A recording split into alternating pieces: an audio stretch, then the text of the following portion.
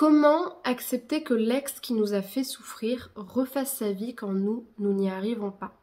Bonjour à vous, j'espère que vous allez bien. Je suis très heureuse de vous retrouver dans l'épisode d'aujourd'hui, dans lequel je vais aborder un sujet difficile qui est justement comment arriver à accepter une situation où nous, on n'arrive pas à refaire notre vie, on n'arrive pas à trouver l'amour, et notre ex, lui, qui plus est, qui nous a fait du mal, qui nous a fait souffrir, parvient à refaire sa vie, à rencontrer quelqu'un de nouveau. Si vous ne me connaissez pas, je me présente, je m'appelle Chloé Mercart, je suis coach de vie certifiée, maître praticienne en PNL et en hypnose, et j'aide les femmes depuis 2020 à renforcer leur estime d'elles-mêmes pour qu'elles soient plus confiantes et plus sereines dans leurs relations amoureuses. Si vous n'êtes pas encore abonné à la chaîne YouTube ou au podcast sur Spotify, je vous invite à le faire maintenant en cliquant sur le bouton s'abonner et en activant bien la cloche des notifications pour recevoir tous les prochains épisodes qui sortiront le soir en semaine.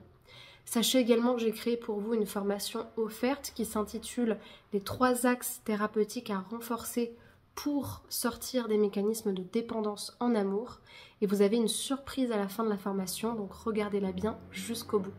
Pour la télécharger, il vous suffit de cliquer sur le 2e lien en description de cet épisode. Donc je vous invite à le faire maintenant et à remplir le formulaire.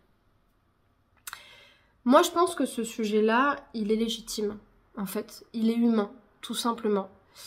C'est légitime parce que c'est un sujet qui vient directement toucher aux blessures de votre ego blessé, votre estime de vous blessée également, par un homme qui vous a fait souffrir, mais même, en fait, indirectement, c'est-à-dire que, en fait, même si cette personne-là n'a pas été mauvaise avec nous, on a souffert de la rupture, on a souffert de faire le deuil, on a souffert de devoir se séparer de l'autre et voir l'homme qu'on a aimé, avec qui à un moment donné ça a été juste, avec qui à un moment donné tout a été fluide, avec qui à un moment donné on a vécu quelque chose de vrai que à deux, qui s'est engagé pour nous, qui a réussi à se désengager de la relation et à refaire sa vie, en fait ça peut être vécu comme en fait, oui, une blessure très profonde, c'est-à-dire que, mais même sans le vouloir, on se compare.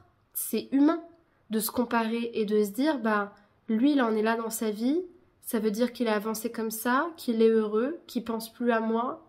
Ça vient tout de suite faire référence à notre ego blessé, ce qui est complètement normal. Et je pense que la première chose saine à faire dans ce type de situation, c'est justement d'identifier et de mettre des mots ou juste de pleurer et d'exprimer ce qui souffre, la partie de nous qui souffre.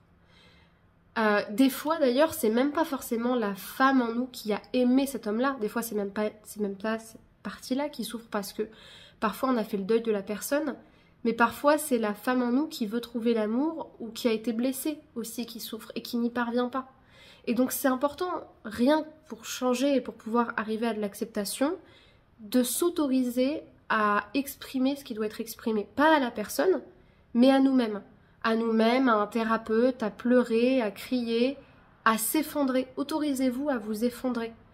Parce que vous effondrer, ça vous permet quelque part d'être pleinement associé à votre émotion, de la laisser être. Et laisser être une émotion, c'est lui donner la chance d'évoluer. Parce que si vous ne la laissez pas être, votre émotion, elle va s'accumuler, s'accumuler, s'accumuler. Elle va faire comme un kyste pilonidal. Ça n'a rien de glamour. Mais elle va créer des grottes à l'intérieur de vous-même. Et des kystes, en fait, tout simplement. Donc, évidemment, vous n'allez pas avoir des vrais kystes d'émotion. Mais c'est un petit peu l'image, en fait. C'est finalement, j'accumule, j'accumule, j'accumule. Et en fait, ça va s'accumuler sous forme de pression émotionnelle.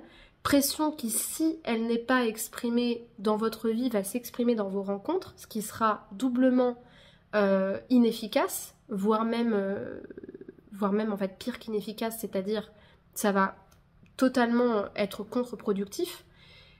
Et surtout, ça ne vous permettra pas de passer à autre chose. Vous allez être encore plus dans la comparaison et vous allez être encore plus dans la souffrance répétée de penser à cette situation-là. Donc que ce soit en allant voir un thérapeute, en écoutant de la musique triste, en écrivant dans votre carnet ou juste en pleurant dans votre voiture, pleurez, effondrez-vous, allez-y, lâchez les choses. Vous en avez besoin parce qu'il y a justement une blessure qui est ravivée.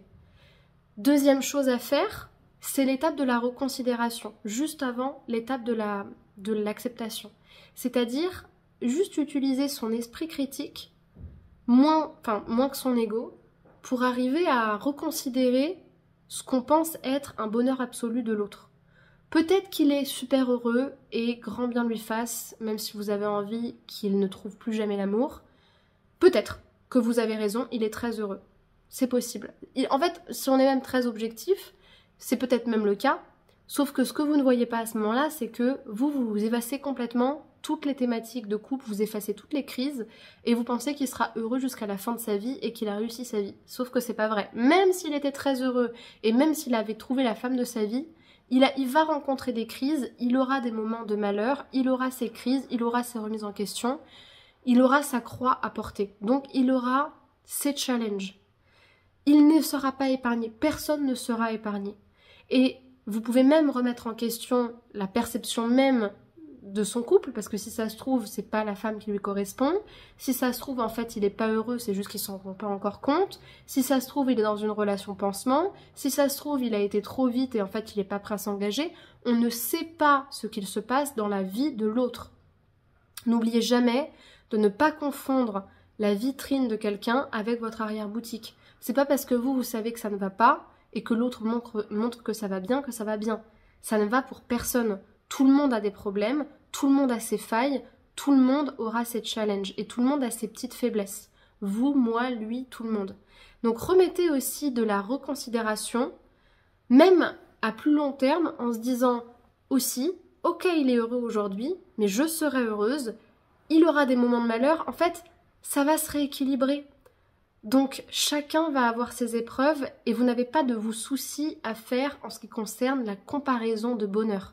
Vous allez avoir du bonheur, il aura sa dose de malheur comme tout le monde, et si ça vous rassure de vous dire ça, dites-vous bien que il n'y a pas de bonheur absolu en fait, et que lui aussi, il va traverser le chemin qu'il doit traverser. Et la troisième chose la plus difficile à faire, c'est l'objet du travail thérapeutique, c'est d'accepter. C'est d'accepter que les choses sont comme elles sont, que la vie continue, que vous ne pouvez pas changer la situation, que c'est comme ça, qu'il a trouvé quelqu'un avant vous, que ça ne veut en rien dire que vous n'allez pas trouver quelqu'un, mais qu'en fait vous avez beaucoup plus d'intérêt à accepter vite la situation en vous disant de toute façon les choses sont comme ça pour le moment, il faut que j'apprenne à les accepter en pensant à moi, plutôt que de résister, ne rencontrer personne, mal vivre un bonheur absolu de votre ex que vous imaginez alors que vous ne le maîtrisez même pas, et en fait être dans cette tension constante d'essayer de comparer et de contrôler quelque chose que vous ne pouvez même pas contrôler car c'est en dehors de votre contrôle, c'est inefficace, ça vous fait juste souffrir.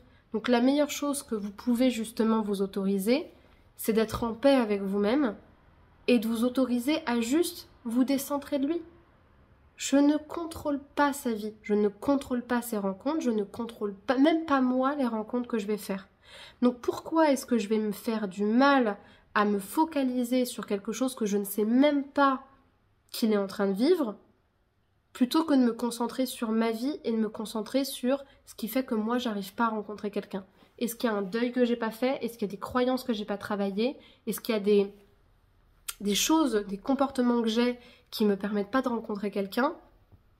Qu'est-ce qui est en jeu pour moi? Revenez à vous. Qu'est-ce qui est en jeu en moi? Souvent, c'est la peur de ne pas rencontrer quelqu'un. La peur que la vie amoureuse ne se refasse pas. Et finalement, plus vous allez vous focaliser sur l'autre, plus ça va vous éloigner de votre objectif. Donc voilà, c'est ça qu'il va falloir faire. Et le fait de pouvoir être accompagné pour le faire va vous permettre justement de faire preuve de plus de bienveillance envers vous-même, parce que justement, quand on va travailler ensemble, je vais vous donner des outils pour pouvoir être plus dans une autocompassion vis-à-vis de vous-même, de pouvoir aussi avoir des outils pour reconsidérer votre idéalisation de ce qui se passe pour votre ex et de revenir à quelque chose de plus objectif pour vous permettre aussi de vous décentrer par rapport à ça et surtout d'opérer le travail le plus important qui est, moi, comment est-ce que je fais pour refaire ma vie? Quelles sont les choses sur lesquelles j'ai besoin de travailler? Donc si vous souhaitez faire un point justement avec moi sur votre situation actuelle, et sur justement le travail qui est à faire pour vous permettre d'avancer, je vous invite à cliquer sur le premier lien dans la description de cet épisode en choisissant le créneau qui vous convient, en remplissant les questions du formulaire pour que je puisse vous appeler et faire le point avec vous. Donc c'est le premier lien en description. Je vous invite aussi à me rejoindre sur les réseaux sociaux, donc Spotify, TikTok, Instagram, Facebook, YouTube. Je crois que je vous ai donné le principal, TikTok, je crois que je l'ai dit. Vous avez les identifiants juste là et les liens pour me rejoindre en description. Et pour terminer, je vous invite à me soutenir, donc à liker la vidéo, à évaluer le podcast de 5 étoiles pour m'encourager à continuer et pour lui donner de plus en plus de force. Et à me laisser des commentaires si vous avez des choses à me dire, votre opinion sur l'épisode ou des questions que vous avez également. Je vous remercie pour votre attention et je vous dis à très bientôt. Prenez bien soin de vous et à très vite pour un prochain épisode. Au revoir.